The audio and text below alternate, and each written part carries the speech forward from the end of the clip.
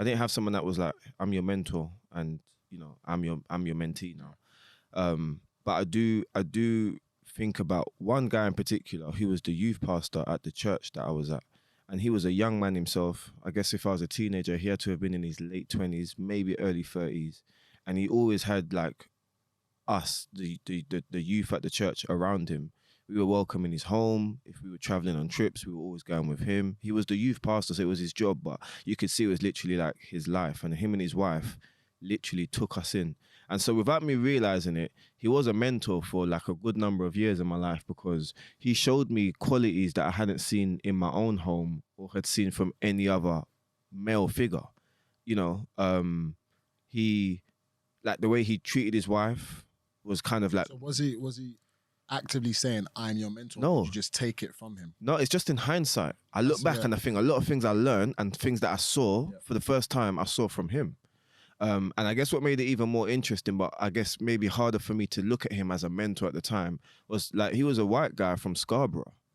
So we had no real obvious kind of like thing in common, but I what's the word? I gravitated towards him because he was always, it was more of like his characteristics. We talk a lot about like skills and qualities of people that we expect, we expect men to have, or that men should have, like just being patient, nurturing, kind, but being firm. Like, you know, if you were out of line, he'd let you know, but you knew it was out of love, that kind of thing. So he was like that big brother / older man in my life.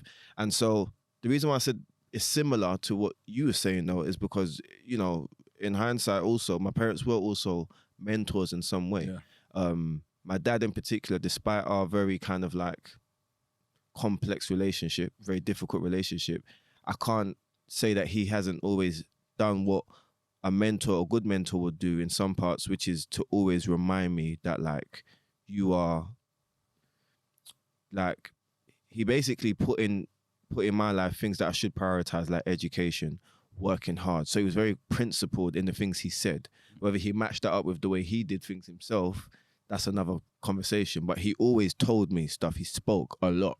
And at the time, it's like, oh, he's just talking. But I can grow up, I can literally now tell you word for word the things he would say, which tells you that actually he didn't take that for granted. He told us, don't be lazy, don't take things from other people.